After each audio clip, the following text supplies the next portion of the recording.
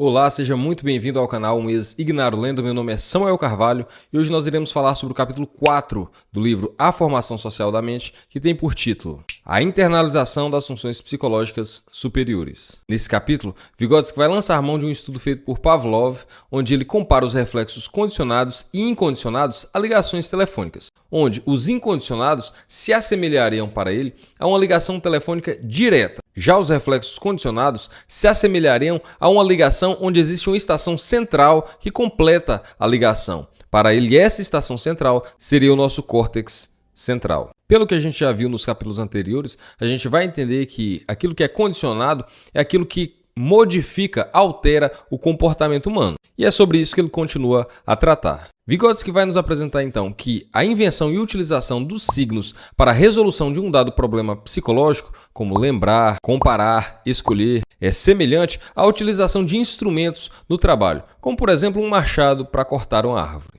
Para Vygotsky, a analogia básica entre signo e instrumento repousa na função mediadora de ambas, mas não exemplifica a completude da ideia real. Vygotsky, então, empreende colocar às claras as relações reais que existem entre comportamento e seus meios auxiliares. Vygotsky decide, então, investigar e entender o papel comportamental dos signos. Ele busca, então, entender como instrumentos e signos estão mutuamente ligados. Para isso, ele precisa responder 3 pontos fundamentais.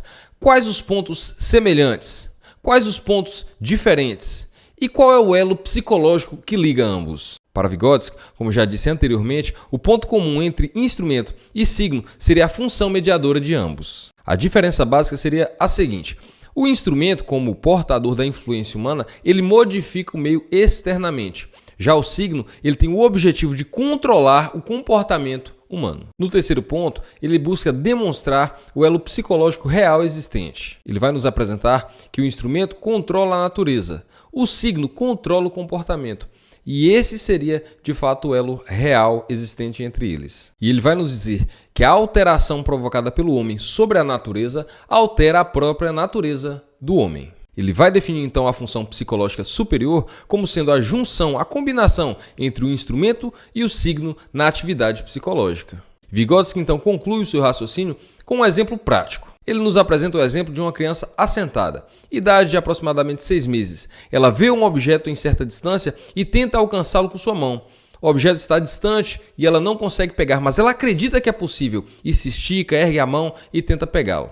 A sua mãe ou seu cuidador, vendo a situação, traz o objeto e entrega a ela. A criança, aos poucos, vai trocar o gesto de tentar alcançar o objeto, tentar pegar o objeto que ela deseja, por um gesto de apontar, que será direcionado a outra pessoa, para que esta pegue o objeto. O que nos faz entender que uma ação externa, onde a mãe pega o objeto e traz a criança, gerou uma transformação interna na criança, onde ela entende que agora só precisa apontar. Resumindo, então, nós vimos que existem os reflexos incondicionados, aqueles praticamente involuntários, e os condicionados, aqueles onde o comportamento foi modificado. Nós vimos que essa modificação de comportamento se dá pela presença e utilização de signos. Vimos ainda a semelhança, diferença e o elo psicológico real existente entre signo e instrumento, e que quando esses estão juntos, ambos na mesma atividade psicológica, nós temos uma função psicológica superior ocorrendo. Isso ficou muito claro no exemplo dado por Vygotsky, onde o comportamento da criança foi alterado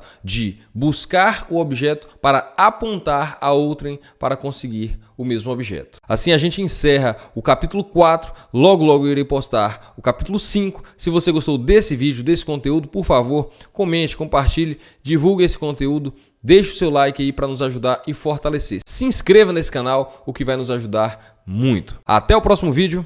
Tchau!